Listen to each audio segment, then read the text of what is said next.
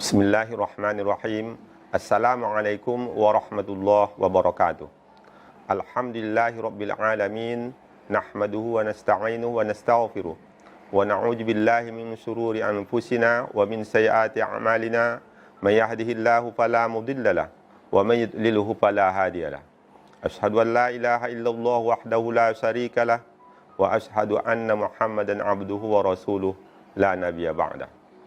Pemirsa YouTube SMA Pesantren Babus Salam yang berbahagia, kita bersyukur kehadirat Allah Subhanahu wa Ta'ala atas segala nikmat yang dicurahkannya, terutama nikmat iman, nikmat Islam, nikmat kesehatan umur, sehingga alhamdulillah kita diberi kesempatan untuk bertemu kembali dengan bulan suci Ramadan 1441 Hijriah.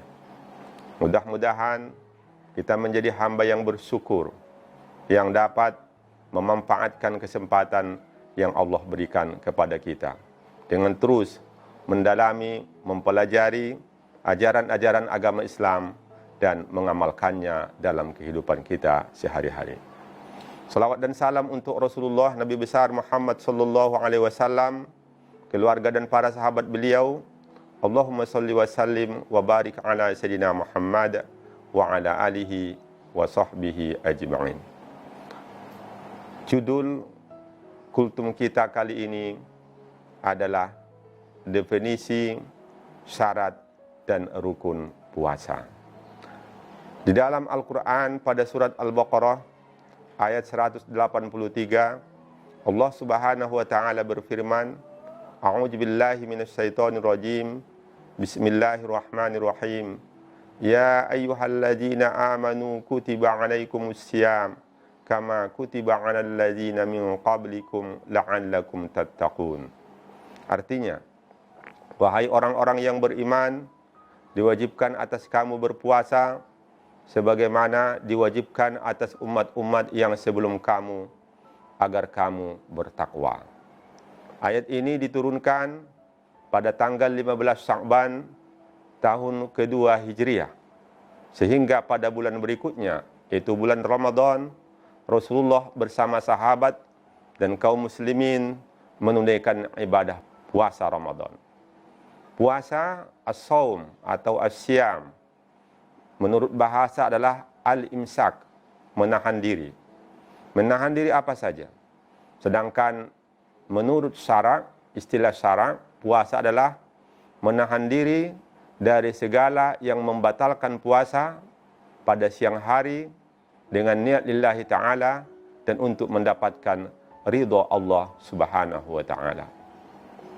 Puasa harus ada berniat dan puasa juga ada syarat-syaratnya. Syarat sah atau juga bisa disebut syarat wajib. Supaya sah atau juga supaya wajib seseorang berpuasa, syaratnya adalah yang pertama Islam. Dia harus beragama Islam. Artinya, kalau seorang tidak beragama Islam, lalu dia tidak berpuasa, maka di negeri atau di wilayah khilafah Islam, sekalipun dia tinggal, tidak boleh dijatuhi sanksi. Tetapi kalau Islam kemudian memenuhi syarat yang lain, yaitu mukallaf. Mukallaf adalah dewasa, balik, dan berakal. Pemirsa yang berbahagia, seseorang dinamakan Islam apabila dia mengucapkan dua kalimat syahadat. Asyhadu an la ilaha illallah wa asyhadu anna Muhammadar Rasulullah, dan dia meyakini maknanya. Kemudian syarat yang kedua yaitu mukallaf. Mukallaf itu mencakup balik dan berakal. Balik artinya dewasa. Kedewasaan dapat dilihat dari dua macam atau dua cara. Yang pertama, melihat dari aspek perubahan fisik. Kalau seorang perempuan datang bulanan dan sudah berusia 9 tahun, tahun Hijriyah hitungannya, maka dia sudah tergolong dewasa. Tetapi kalau belum berusia 9 tahun, walaupun datang darahnya itu bukan darah haid, tetapi darah penyakit. Dan itu tidak menjadi indikator bahwa dia dewasa. Jadi perubahan fisik. Kalau laki-laki, seorang mumayyiz, kalau dia sudah mimpi basah dalam istilah fikih, maka dia sudah dewasa apabila sudah berusia 9 tahun. Tetapi kalau belum berusia 9 tahun, walaupun dia mimpi basah, itu berarti ada kelainan, belum dewasa. Kemudian, cara menetapkan seseorang sudah dewasa, melihat usianya. Kalau sudah berusia 15 tahun dalam fikih Syafi'i, baik laki-laki maupun perempuan, itu sudah dewasa. Laki-laki walaupun dia belum ada mimpi, tapi kalau sudah berusia 15 tahun, maka sudah dewasa. Perempuan kalau sudah berusia 15 tahun, walaupun belum datang bulanannya, tidak ada menstruasi, maka dia sudah dewasa. Karena ditetapkan berdasarkan usianya. Kemudian, syarat sahnya puasa, dia harus berakal. Syarat wajibnya berpuasa harus berakal. Oleh sebab itu orang yang gila, orang yang sakit jiwa tidak diwajibkan berpuasa, dan kalaupun dia berpuasa tidak sah puasanya.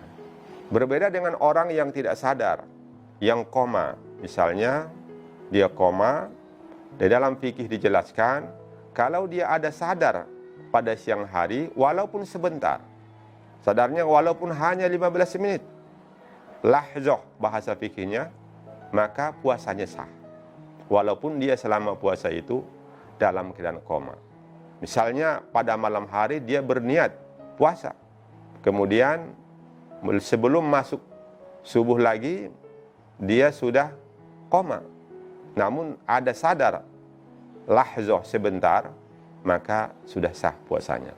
Kemudian syarat untuk sahnya puasa ada an-nuqa, yaitu suci. Ini khusus bagi wanita. Seorang wanita kalau dalam keadaan masa menstruasi atau masa nifas tidak boleh puasa, haram berpuasa dan tidak sah puasanya, tapi dia wajib mengqadha. Jadi misalnya ada seorang wanita pada malam harinya dia belum datang bulanan, lalu dia berniat untuk puasa, tiba-tiba pukul 8 pagi datang bulanannya, memang sudah siklusnya, maka tidak sah puasanya. Tapi kalau seorang wanita pada malam harinya masih ada waktu maghrib, tapi siklusnya karena memang biasanya 7 hari 7 malam, dan itu sudah hari yang ke-7, siklusnya sudah habis. Kemudian pukul 10 tidak ada lagi, pukul 12 tengah malam tidak ada lagi, pukul 3, pukul 4 sebelum subuh tidak ada lagi, dan dia berniat puasa untuk besok, dan memang dia harus berniat untuk puasa karena sudah berhenti menstruasinya walaupun dia belum mandi wajib. Inilah dia, yaitu suci sebagai syarat untuk sahnya berpuasa. Pemirsa yang berbahagia, kemudian ada rukun puasa. Yang pertama, niat. Harus berniat pada setiap malam untuk puasa Ramadan dan puasa wajib yang lain. Kemudian harus meninggalkan atau tidak melakukan segala yang membatalkan puasa. Apa saja yang membatalkan puasa itu? Makan minum, hubungan suami istri, memasukkan sesuatu ke dalam rongga yang terbuka. Pemirsa yang berbahagia, di dalam tubuh kita ini ada jauf, rongga yang terbuka. Itu ada yang melalui mulut, ada melalui hidung, ada telinga, dan ada kehormatan kita, kubul dan dubur. Kalau dimasukkan sesuatu yang berbentuk ain, benda, tapi kalau bukan benda tidak membatalkan puasa. Berbentuk ain, melalui rongga yang terbuka, maka batal puasa. Tapi kalau tidak berbentuk benda, misalnya berbentuk angin, ada orang yang tersumbat hidungnya, pilek, lalu dia ambil fix, dia hirup, sehingga memasukkan angin, yang masuk angin itu tidak membatalkan puasa. Kemudian, kalau bukan memasukkan, misalnya menelan air liur, tidak membatalkan puasa, karena dia bukan memasukkan dengan sengaja. Inilah dia rukun puasa, yaitu tidak makan, tidak minum, tidak melakukan hubungan suami istri, tidak jima, tidak memasukkan sesuatu ke dalam rongga yang terbuka, kecuali kalau memasukkan ke badan bukan melalui rongga yang terbuka. Misalnya infus atau injeksi, disuntik. Ada orang sakit demam, dia puasa, disuntik. Artinya memasukkan obat ke dalam tubuhnya, tapi bukan melalui rongga yang terbuka, maka puasanya tidak batal. Inilah yang dapat kita sampaikan pada kultum kali ini, yaitu tentang definisi, syarat, dan rukun puasa. Semoga bermanfaat. Terima kasih. Wallahul muwaffiq ila aqwamit thoriq. Wassalamualaikum warahmatullahi wabarakatuh.